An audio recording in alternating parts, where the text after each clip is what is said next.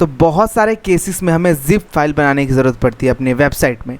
कोई भी रीज़न हो सकता है, तुम बैकअप लेना चाह रहे हो या तुमने कोई ऐसी वेबसाइट बनाई हो जो गूगल ड्राइव जैसी हो जहाँ से तुम जिप फाइल डाउनलोड करना चाह रहे हो जिसमें ढेर सारी फाइलें हो, और या फिर तुम्हारे कोई personal reasons, I mean anything. But हमें ये चीज़ मालूम होनी चाहिए कि PHP के अंदर जिप फाइल को बनाते कैसे हैं, राइट। उसके अंदर क्या पूरा प्रोसेस रहता है, क्या हमें यूज़ करना होता है, किन चीज़ों का हमें ध्यान रखना होता है, etcetera etcetera. Hey guys, this me Dev ninja and you are watching my YouTube channel. और आज हम इसी टॉपिक के ऊपर डिस्कशन करेंगे, देखेंगे कि आखिर ये चीज़ें काम कैसी करती हैं। सो अगर तुम इस टाइप की वीडियोस देखना पसंद करते हो या प्रोग्रामिंग में इंटरेस्टेड हो तो तुम मेरे चैनल को सब्सक्राइब कर सकते हो, क्योंकि उसका कोई पैसे वैसे नहीं लग रहे, राइट। पर तुम सब्सक्राइब कर दोगे तो मेरे लिए अच्छा रहेगा, राइट। एंड मैं पक्का, आई प्रॉमिस, मैं बहुत बार ऑलरेडी कर चुका हूँ बट फिर से मैं प्रॉमिस कर रहा हूँ कि मैं रेगुलर वीडियोस लाने की कोशिश करूँगा। एक्चुअली टाइम नहीं निकाल पा रहा हूँ, but still if you like that type of content please hit the subscribe button. And without wasting any time start करते हैं।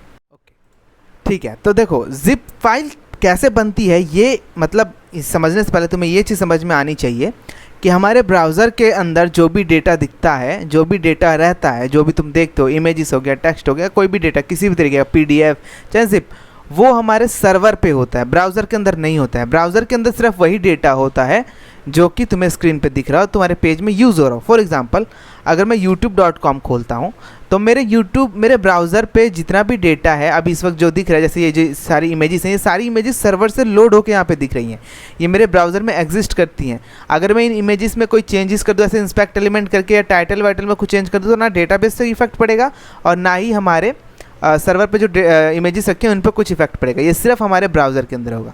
और जो जिप फाइल बनती है, जिप फाइल हमारे सर्वर पे बनती है, मतलब ब्राउज़र पे कुछ नहीं होता। जो भी जिप फाइल बनेगी वो हमारे सर्वर पे होगी, कि जो भी PHP का कोड चलेगा वो हमारे सर्वर पे चलता है, ठीक है। तो ये चीज़ का तुम्हें ध्यान रखना। ये चीज़ मैं इसलिए बता रहा हूँ ताकि तुम्हें आइडिया लगे कि आखिर कैसे ये काम करने वाला पूरा प्रोसेस, ठीक है। मोस्टली हम इसका बैकअप लेने के लिए यूज़ करते हैं जिप फाइल का, या तुम्हें किसी स्पेसिफिक डायरेक्टरी को डाउनलोड करना हो, एडमिन पैनल बना रखा हो तुमने ऐसा, या गूगल ड्राइव जैसा कुछ बना रखा हो, कुछ भी रीज़न हो सकता है, राइट। हमें मेन है कि लॉजिक समझना कि काम कैसे करता है। तो उसके लिए सबसे पहले हम यहाँ पे एक पेज बना लेते हैं, ठीक है, index.php, ठीक है। index.php बना लिया हमने। यहाँ पे हम PHP स्टार्ट करते हैं। अब देखो, यहाँ पे मैं सबसे पहले एक बात बता दूँ तुम्हें कि हमें कुछ ऐसे अलग से डाउनलोड करने की ज़रूरत नहीं है जिप फाइल बनाने के लिए। PHP के अंदर पहले से जिप आर्चिव करके एक एक्सटेंशन होता है, ठीक है, जिसको हम यूज़ कर सकते हैं। अगर तुम में डिसेबल है तो तुम गूगल कर सकते हो कि कैसे इनेबल करना है। वैसे बाय डिफ़ॉल्ट इनेबल ही रहता है अगर तुम XAMPP वैम्प यूज़ कर रहे हो तो। अगर तुम ऑनलाइन cPanel मतलब रियल होस्टिंग यूज़ कर रहे हो, GoDaddy होस्टिंग, InZep जैसे होस्टिंग्स यूज़ कर रहे हो, तो यहाँ पे cPanel के अंदर ऑप्शंस होते हैं जहाँ पे तुम एक्सटेंशन को इनेबल कर सकते हो। तो अगर जिप आर्चिव तुम पे काम नहीं करेगा, मतलब ये जिप आर्चिव एक एक्सटेंशन है जो कि तुम्हें अगर काम नहीं करता है तो तुम वहाँ से इनेबल कर सकते हो। XAMPP में बाय डिफ़ॉल्ट इनेबल रहता है, ठीक है। तो हमें यहाँ पे क्रिएट करने के लिए सबसे पहले जिप आर्चिव का एक ऑब्जेक्ट बनाना पड़ेगा। तो यहाँ पे हम लिखेंगे जिप नाम का एक वेरिएबल, देन हम यहाँ पे लिख देंगे न्यू और जिप आर्चिव की क्लास, ठीक है। ये क्लास ऑलरेडी हमें PHP में दे रखी होती है, तो हमें इसकी टेंशन लेने की ज़रूरत नहीं है, ठीक है। अब हमने जिप नाम की एक ऑब्जेक्ट बना लिया है जिप आर्चिव क्लास की, ठीक है। तो सबसे पहले हमें एक नई जिप फाइल बनानी है, राइट। तो हम यहाँ पे आएंगे नॉर्मल, और यहाँ पे मैं लिखूँगा जिप, ठीक है। जिप के बाद हम यहाँ पे लिखेंगे ओपन फंक्शन को कॉल करेंगे। ओपन फंक्शन में हमें क्या पास करना होता है, सबसे पहले तो हमें वो फाइल का नाम पास करना होता है जो भी हम अपने जिप फाइल को देना चाहते हैं। फॉर एग्जांपल माई pack.zip ऐसा कुछ, ठीक है। ये फाइल का नाम हम देना चाहते हैं। दूसरा, हम इसको यहाँ पे एक क्या कहते हैं, एक वैल्यू देते हैं जिससे हमें इसे बताते हैं कि यहाँ पे हम इसे क्रिएट करेंगे कि ओवरराइट करेंगे कि डिलीट करना चाह रहे हैं, हम क्या करना चाह रहे हैं आखिर, ठीक है। तो यहाँ पे हम क्या करेंगे, तो यहाँ पे हम एक कांस्टेंट को कॉल करेंगे जो कि जिप आर्चिव के अंदर ऑलरेडी स्टोर्ड रहता है, ठीक है। तो जो कि है जिप आर्चिव क्रिएट, ठीक है। इसके अंदर एक कांस्टेंट वैल्यू स्टोर्ड है, तुम चाहो तो इसको इको करा के देख सकते हो, कोई दिक्कत वाली बात नहीं है। अब ठीक है, अब यहाँ पे हमने इतना लिख दिया जिप ओपन, ठीक है, और mypack.zip जिप आर्चिव क्रिएट, ठीक है। अगर मैं इसको कमेंट कर देता हूँ फॉर एग्जांपल, और यहाँ पे इको कर देता हूँ इस चीज़ को ताकि तुम्हें समझ में आए। मेन मुद्दा ये है कि तुम्हें समझ में आना चाहिए, जिप आर्चिव क्रिएट, ठीक है। अगर मैं इसको ऐसे कर दूँ एंड रिफ्रेश करूँ तो आप देखोगे 1 वैल्यू है, ठीक है। और ऐसी क्रिएट के अलावा एक और होता है ओवरराइट, जो कि फाइल को ओवरराइट करने के लिए होता है। अगर मैं ओवरराइट को यहाँ पे इको करूँ तो देखो यहाँ पे 8 है। तो ऐसी अलग अलग वैल्यूज स्टोर्ड हैं इनके अंदर, बट तुम्हें वैल्यू तो याद रहेगी नहीं, इसलिए यहाँ पे कांस्टेंट के थ्रू हम इसको कॉल करते हैं। ठीक है, ये चीज़ तुम्हें बस बताने के लिए मैं बता रहा हूँ ताकि तुम कन्फ्यूज हो। ठीक है, तो ये 2 वैल्यूज़ यहाँ पे पास करनी है। और जिप ओपन करने के बाद जाहिर सी बात है, अगर हमने उसे ओपन किया तो हमें इसे क्लोज भी करना पड़ेगा। ठीक है, तो क्लोज करने के लिए भी सिंपल से ही, जैसे हमारे पास ओपन के लिए फंक्शन है वैसी जिप क्लोज का भी फंक्शन है, ऐसे सॉरी जिप क्लोज, कुछ इस तरीके से। ठीक है, तो यहाँ पे हमने इसे क्लोज कर दिया। अब क्लोज तो कर दिया हमने, पर अभी इसके अंदर कोई डेटा नहीं है, तो अभी जिप फाइल क्रिएट नहीं होगी। अब इसके अंदर हमें डेटा कैसे ऐड करना है, तो इसी क्लोज और ओपन के बीच में हमें डेटा ऐड करना है। तो यहाँ पे सिंपली मैं जिप ऑब्जेक्ट को कॉल करूँगा, यहाँ पे जिप, और यहाँ पे हमारे पास सिंपल सा फंक्शन है ऐड फाइल करके। ठीक है, ऐड फाइल। अब ऐड फाइल फंक्शन में तुम्हें क्या पास करना है, तो तुम्हें यहाँ पे उन फाइल्स का नाम, मतलब उन फाइल को नाम पास करना है, या पूरा मतलब पूरा जो लिंक है वो पास करना है, एड्रेस पास कर सकते हो, जो भी तुम्हें पास करना है, बट वो फाइल कहाँ है ये तुम्हें इसे बताना पड़ेगा। जैसे कि मैं यहाँ पे अगर एक टेक्स्ट फाइल बना लेता हूँ, जैसे टेस्ट डॉट टेक्स्ट। ठीक है, और इसके अंदर मैं यहाँ पे देख लेते हैं, हम यहाँ पे ऐड कर देते हैं for example this is just, okay just की स्पेलिंग क्या रहता है, this is just a demo text. ठीक है, मैं इसको सेव कर लेता हूँ, और एक और मैं फाइल बना लेता हूँ another डॉट txt करके। ठीक है, जिसके अंदर मैं लिख देता हूँ this is just another demo text file. अब इसकी जगह कोई भी हो सकता है, टेक्स्ट फाइल हो सकती है, PDF हो सकता है, वीडियो हो सकता है, इमेजेस हो सकता है। ठीक है, मैं टेक्स्ट फाइल मान के चल रहा हूँ कि यहाँ पे हमारे पास जो है फाइल वो टेक्स्ट फाइल है, और मैं इन टेक्स्ट फाइल को ऐड करना चाहता हूँ अपने जिप फाइल के अंदर। तो मैं यहाँ पे क्या करूँगा, सिंपली ऐड फाइल के अंदर, अगर वैसे तो हमेशा ये अच्छी आदत होती है कि तुम्हें पूरा URL देना चाहिए, बट क्योंकि ये सेम डायरेक्टरी में एग्जिस्ट करता है, index.php भी और ये भी, तो हम नॉर्मली इसको दे सकते हैं कुछ इस तरीके से another डॉट टेक्स्ट। ठीक है, और यहाँ पे हम दे सकते हैं टेस्ट डॉट टेक्स्ट। ठीक है, हम इस तरीके से दे सकते हैं, कोई दिक्कत इसमें नहीं आएगी। अब मैं इसको यहाँ पे सेव कर लेता हूँ, यहाँ पे आके हम इसको रिफ्रेश करते हैं, तो तुम यहाँ पे देखोगे mypack.zip करके कि यहाँ पे फोल्डर एक फाइल बन चुकी है। ठीक है, हम यहाँ पे आते हैं जिप में, और यहाँ पे mypack.zip पे इसे ओपन करते हैं, तो यहाँ पे देखोगे another डॉट टेक्स्ट और टेस्ट डॉट टेक्स्ट, यहाँ पे 2 फाइलें बन के तैयार हो चुकी हैं। ठीक है, तो या इट्स वर्किंग राइट, ये चीज़ हमने कर ली। ठीक, मैं इसको डिलीट कर देता हूँ। अब यहाँ पे हम आते हैं, अब मान लो कि ये जो फाइल है जो तुम ऐड कर रहे हो, इसको यहाँ पे कुछ और नाम देना चाहते हो, है ना, कि रियलिटी में इसका नाम कुछ और है, ऐड कुछ और, ऐड करने के बाद कुछ और नाम देना चाहते हो, तो तुम्हें क्या करना है, तुम्हें सिंपली इसके आगे एक कॉमा लगाना है, और यहाँ पे उस नई फाइल का नाम दे देना। जैसे कि यहाँ पे मैं ऐसे लिखता हूँ file1 डॉट txt। ठीक है, एंड इसके आगे मैं ऐसे लिख देता हूँ file2 डॉट txt, कुछ इस तरीके से। ठीक है, मैं इसको सेव करता हूँ। अब यहाँ पे आते हैं, हम रिफ़्रेश करते हैं। ठीक है, और यहाँ पे हम आते हैं mypack.zip। अगर मैं इसको यहाँ पे ओपन कर दूँ तो आप देखोगे file1.txt और file2.txt है। अगर मैं इसमें किसी भी टेक्स्ट फाइल को ओपन कर देख सकता हूँ, this is just another demo text file, ये अनदर वाली फाइल है, और ये है this is just demo text. ठीक है, तो इस तरीके से हम इसके अंदर डेटा ऐड कर सकते हैं। एक और तरीका है, मान लो कि तुम एक टेक्स्ट ऐड करना चाहते हो इसके अंदर, ठीक है, स्ट्रिंग के अंदर से ऐड करना चाहते हो, तो यहाँ पे मैं क्या लिखूँगा, यहाँ पे $zip। ठीक है, यहाँ पे हमारे पास एक और फंक्शन है ऐड फ्रॉम स्ट्रिंग। ठीक है, ये एक फंक्शन है जो कि हमें मिलता है।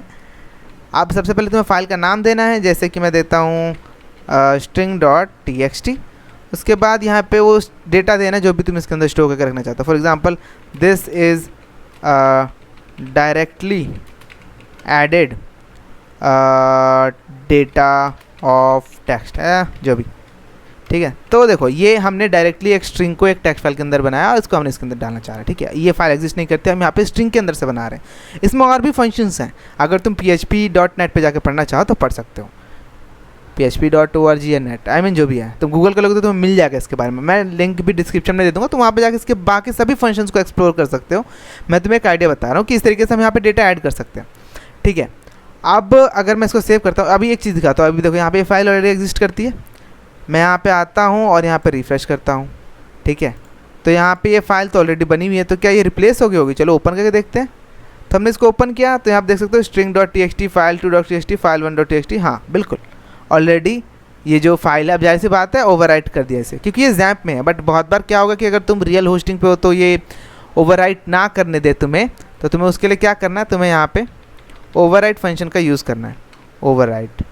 ठीक है, ये ओवरराइट का यूज़ करना है क्रिएट की जगह, अगर तुम्हारी रियल होस्टिंग पे ये तुम्हें ओवरराइट करने नहीं देता तो। बट हम जैम्प पे हैं तो या इट्स पॉसिबल। सो हमारे पास क्योंकि रीड एंड राइट के सारे क्या कहते हैं वो, क्या कहते हैं, परमिशंस हैं, तो हम इजीली ये चीज़ कर पा रहे हैं। अब यहाँ पे तो चलो हमने जिप फाइल बना ली, उसके अंदर डेटा भी रख लिया। ठीक है, और मुझे नहीं लगता कि इसमें कुछ कन्फ्यूज़न रही होगी लोगों को। ठीक है, तो ये चीज़ हो गई हमारी। और यहाँ पे एक और चीज़ मैं बता दूँ कि ये जो लाइन है ये हमें ट्रू रिटर्न करता है अगर सब कुछ ठीक है तो। ठीक है, अगर ये जिप फाइल बन रही है, ये सारी चीज़ें ठीक है, तो ये हमें ट्रू रिटर्न करता है। तो तुम यहाँ पे इफ़ कंडीशन भी यूज़ कर सकते हो, पर मैं नहीं करूँगा क्योंकि मेरे को तो लॉजिक समझाना है तुम्हें, राइट। अब फंक्शनैलिटी को यूज़ कैसे करने तो तुम्हारे ऊपर है। ठीक है, अब ये चीज़ हो गई कि हमें कैसे क्रिएट करना है डेटा को। ठीक है, अब ज़रूरी नहीं कि यहाँ पे टेक्स्ट फाइल हो, यहाँ पे तुम PDF ऐड कर सकते हो, वीडियो ऐड कर सकते हो, जो भी तुम्हारा मन हो वो तुम ऐड कर सकते हो। ठीक है, पर अभी भी एक चीज़ तुमने देखी होगी कि यहाँ पे हमें जो URL है वो नहीं मिला कि कैसे उसको डाउनलोड करना है। यहाँ पे एक डाउनलोड का बटन हम दिखाना चाहते हैं जिससे हम डाउनलोड कर पाएँ, वो कैसे करेंगे वो भी हम देखेंगे, बट फ़िलहाल के लिए मैं तुम्हें बता रहा हूँ। ठीक है, तो यहाँ पे अगर मैं एग्जांपल के लिए क्या करता हूँ, एक मैंने यहाँ पे फोल्डर ले रखा है जिसके अंदर ढेर सारी इमेजेस हैं। मैं यहाँ पे कॉपी कर लेता हूँ इसको और अपने जैम सर्वर के अंदर आता है और यहाँ पे इमेजेस नाम के एक फ़ोल्डर बनाते हैं, इमेजेस, और इसके अंदर इमेजेस को रख देते हैं। ठीक है, यहाँ पे बहुत सारी इमेजेस हैं और ये इमेजेस एक्चुअली में एलिवेटर्स के जो डोर्स होते हैं उनके डिज़ाइंस हैं अलग अलग टाइप के। एक्चुअली मेरी खुद की क्या, मेरे पापा की कंपनी है, सो उसके लिए डिज़ाइन है सारे। ठीक है, तो यहाँ पे एक फोटोशॉप की फाइल इसे डिलीट कर दो यहाँ से। ठीक है, तब यहाँ पे 60 इमेजेस हैं टोटल। तो हमें क्या करना है, हमें एक जिप फाइल बनानी है जहाँ पे ये 60 हो। अब एक एक करके तो हम ऐड नहीं कर सकते, राइट। तो हम कैसे, मतलब इन सभी इमेजेस को एक बार में ऐड कर देंगे अपने जिप फाइल में और एक जिप फाइल बनाएंगे। चलो ये चीज़ देख लेते हैं। मैं यहाँ से इसको हटा लेता हूँ। ठीक है, ये तो हमें फैक्ट है कि ये चीज़ें तो कैसे चलनी तो सभी को पता है। mypack.zip जो है इसको मैं यहाँ पे क्या करता हूँ, क्या कहते हैं, mypack.zip हो गया। यहाँ पे हम इसको कर लेते हैं, कुछ और नाम देते हैं जैसे कि images.zip। ठीक है, जो भी तुम नाम देना चाहो वो नाम यहाँ पे दे सकते हो, बहुत ईजी। अब ये तुम चाहे तो यूज़र से ले लो इनपुट, जो भी तुम्हें लगे। हम यहाँ पे मैं अगेन बोल रहा हूँ कि लॉजिक समझ रहे हैं। मे बी आगे आने वाले प्रोजेक्ट्स में हम इसे बनाएं अच्छे से, बट फिलहाल के लिए हम बस लॉजिक समझ रहे हैं। ठीक है, अब चलो यहाँ पे मैं ये चाहता हूँ कि इमेजेस नाम की डायरेक्टरी के अंदर जितना भी डेटा है सारा मैं एक्सेस कर पाऊँ। तो कैसे करूँगा, यहाँ पे हमारे पास एक फंक्शन, एक फ़ोल्डर है जिसको हम कहते हैं रीड डायरेक्टरी। ठीक है, रीड डायरेक्टरी हम एक बार इसे देते हैं रीड डायरेक्टरी, और इसके अंदर हम डायरेक्टरी पास कर देते हैं। डायरेक्टरी हैंडल पास करना होता है हमें। ठीक है, अब अगर तुम इसके अंदर डायरेक्ट डायरेक्टरी दे दोगे कुछ इस तरीके से इमेजेस, ठीक है, और इसको यहाँ पे ले लेते हैं हम इमेजेस कुछ इस तरीके से। ठीक है, और अगर मैं इसको प्रिंट आर कराता हूँ $images, ठीक है, तो देखते हैं क्या होता है। मैं इसको कमेंट कर देता हूँ फ़िलहाल के लिए, क्योंकि हम फ़िलहाल के लिए देख रहे हैं कि डायरेक्टरी को कैसे रीड करना है। ठीक है, ओके, हम अपने ब्राउज़र पे आते हैं, देख सकते हो अनकाउच type error read directory, directory handle होना चाहिए, स्ट्रिंग गिवन है। ठीक है, तो हम यहाँ पे इसे स्ट्रिंग दे रहे हैं, इसे डायरेक्टरी हैंडल चाहिए। अब डायरेक्टरी हैंडल कैसे जनरेट होगा, तो यहाँ पे हमारे पास PHP के अंदर कुछ फंक्शंस है जैसे ओपन डायरेक्टरी, मतलब ओपन dir, क्लोज dir, जिसके थ्रू हम हैंडल को मैनेज करते हैं। अब यहाँ पर सबसे पहले हम एक हैंडल बनाएंगे, हैंडल कुछ इस तरीके से। ठीक है, शॉर्ट में बना लेते हैं HNDL। ठीक है, हैंडल इक्वल टू, यहाँ पे ओपन डायरेक्टरी फंक्शन को हम कॉल करेंगे और इसके अंदर हम डायरेक्टरी पास करेंगे जिस भी डायरेक्टरी को हम रीड करना चाहते हैं। तो मैं यहाँ पे पास करता हूँ इमेजेस डायरेक्टरी को मैं यहाँ पे रीड करना चाहता हूँ। ठीक है, और यहाँ पे रीड डायरेक्टरी के अंदर हम इस हैंडल को पास कर देंगे HNDL कुछ इस तरीके से। ठीक है, अब देखो, अब अगर मैं इसे रिफ्रेश करता हूँ तो यहाँ पे हमें ब्लैंक दिख रहा है, एक सिंपल सा डॉट दिख रहा है, राइट। ठीक है, तो यहाँ पे हमें सिंगल सा डॉट दिख रहा है। अब ये क्यों दिख रहा है, तो मैं तुम्हारी जानकारी के लिए बता दूँ, तुम्हें दिखता नहीं है, बट अगर जैसे देखो मैं यहाँ पे इसको खोलता हूँ ऐसे, नॉर्मल इस तरीके से, ठीक है। तो यहाँ पे जो पेरेंट डायरेक्टरी है ना, ये मतलब डबल डॉट से डिनोट होते हैं। अगर मैं इस पर क्लिक करता हूँ तो हम बैक चले जाएंगे, जाहिर सी बात है पेरेंट डायरेक्टरी पे चले जाएंगे। और एक सिंगल डायरेक्टरी होती है जो कि करंट डायरेक्टरी को डोनेट कर देते हैं। सर्वर्स पे ऐसा होता है, ठीक है। तो ये पहला डॉट दे रहा है। अब तुम बोलोगे सिर्फ पहला डॉट क्यों दे रहा है, अंदर तो और भी फाइल हैं, उनको क्यों नहीं दे रहा है। तो देखो बेसिकली जैसे अगर तुम्हें याद हो तो हम जब रीड करते थे डेटाबेस से तो हमें वाइल लूप में लगाते थे, वो एक एक करके डेटा रिटर्न करता था। ये भी कुछ इसी तरीके से काम करता है। अगर मैं एक चीज़ तुम्हें दिखाऊँ, अगर ये जो रीड डायरेक्टरी वाली चीज़ है, रीड डायरेक्टरी वाली चीज़ है, अगर मैं इसको कॉपी करता हूँ और यहाँ पे वापस से पेस्ट करता हूँ, अब यहाँ पे आते हैं, अब देखो, तब देखो ये डबल डॉट आया, ठीक है। पहले फर्स्ट डॉट रहता है, फिर डबल डॉट रहता है। अब मैं फिर से यहाँ पे पेस्ट करता हूँ, अब आएगी फर्स्ट फाइल हमारा। तो देख सकते हैं फर्स्ट फाइल का एड्रेस हमें मिल गया, ठीक है। इसी तरीके से अगर मैं इसे फिर से करूँ तब हमें सेकंड फाइल का एड्रेस मिल गया। तो एक एक करके ये फंक्शन जो है, मतलब समझ लो, इटरेट करता रहेगा, नेक्स्ट डेटा हमें देता रहेगा उस डायरेक्टरी के अंदर जो भी है, ठीक है। तो कुछ इस तरीके से ये चीज़ काम करेगी।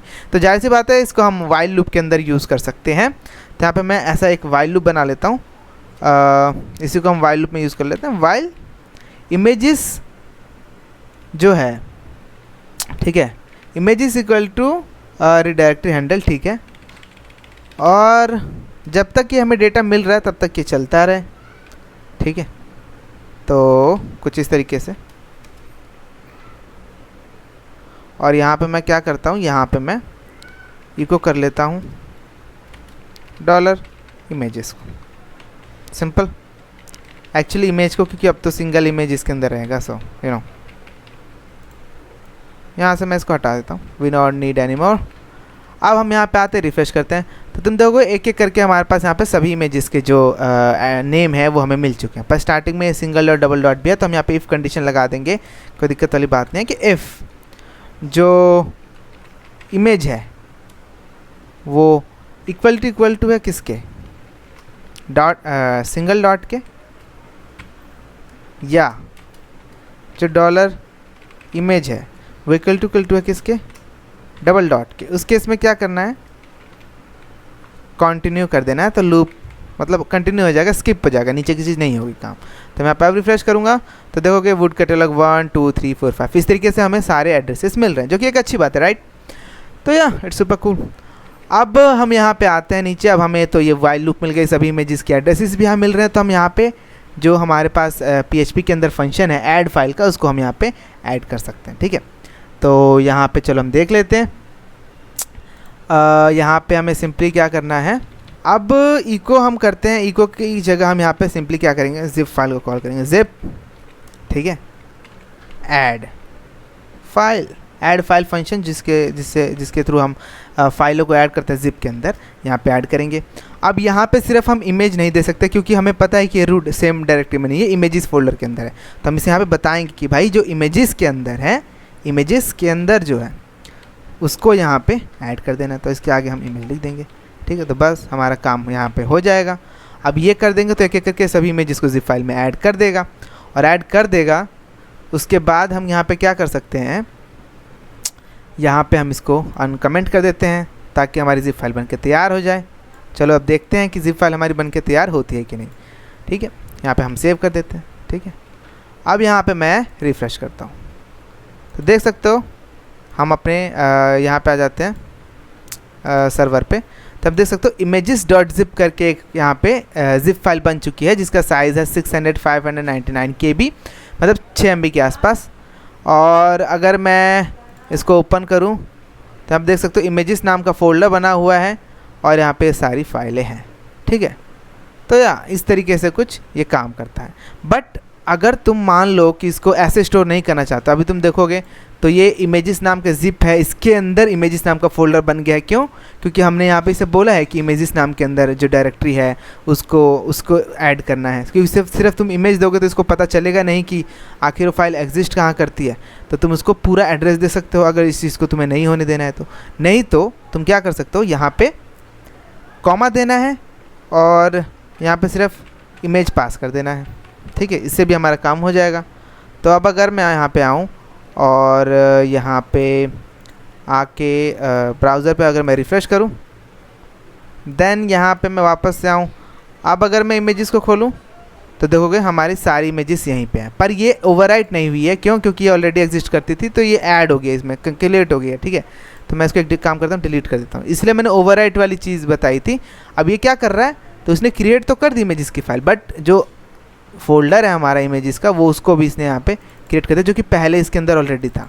ओवरराइट नहीं हुआ, ये टेक्निकली अपडेट हो गया है कि नहीं।